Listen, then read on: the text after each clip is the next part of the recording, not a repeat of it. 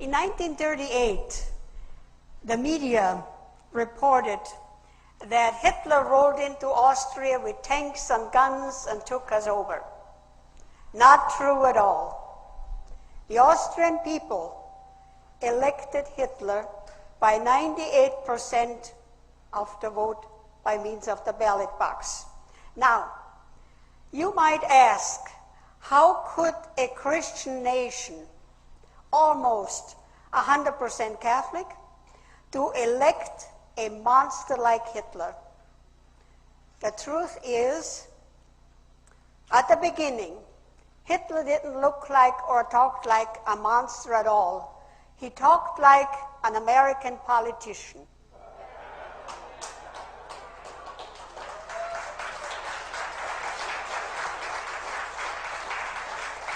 Oh, we thought Hitler was our savior. Oh, yes, he was a very good orator. He gave very good speeches, and we heard that here too, haven't we? Centralization is socialism. I found a bill three times to consolidate our 66 counties into 15. That's centralization. That's socialism. Take away local control. That's socialism. We got a very, very good law, we thought, the Equal Rights Amendment. Well, equal rights for women. Haven't we heard that here too? Economically, to redistribute the wealth of the country. And then, socially, to get all the women, the moms, out into the workforce. And of course, he built the Autobahn, the freeway. The government had immediately a remedy, child care centers. So the state raised our children. Education was nationalized. I walked into my classroom March 13, 1938. The crucifix was gone, and there was Hitler's picture with the Nazi flag on each side. And our teacher said, today we don't pray anymore. We sing Deutschland, Deutschland über alles, the national anthem. And the rest of the day we had sports. We got all the equipment free. We got tennis rackets, we got golf clubs. And the boys of age 16, they got motorcycles, so they could form a motorcycle squad. And then he nationalized our banks. Then he nationalized our only car industry.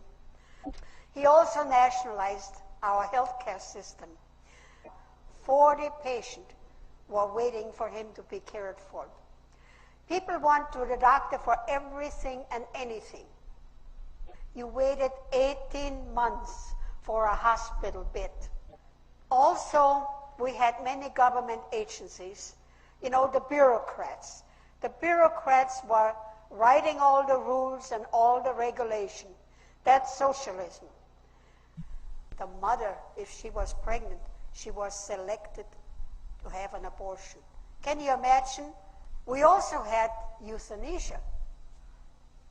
One day, the health department came to the families and asked them if they would want to send their son or daughter to an institution to learn how to read and write.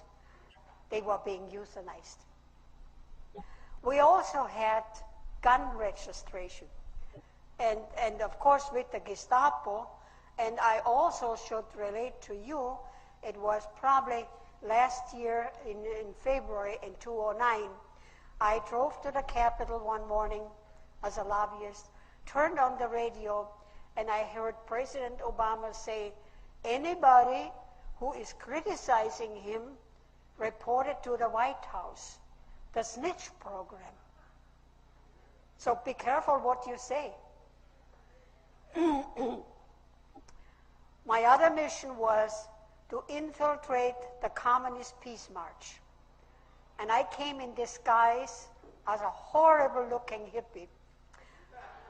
I marched with Bella Abzug, the congresswoman, the late congresswoman, Jesse Jackson, and Barbara Boxer. So she said, well, right now we take Nicaragua and Honduras, then we go into Mexico to take back the territory what America stole from us. California, New Mexico, Arizona, Texas. She said, you American are so naive. Your churches are doing the work for us. And it hit me like a ton of bricks, the sanctuary movement. There are a lot of churches who are bringing in the illegals. Maybe 2004, but most possible 2008. Who is our president? And look what's happening at the border. When I saw on television in Los Angeles when they marched, they carried the Mexican flag and they trampled on the American flag. It dawned on me, they're here. When the people fear the government, that's tyranny. But when the government fears the people, that's you, the Tea Party. That's liberty.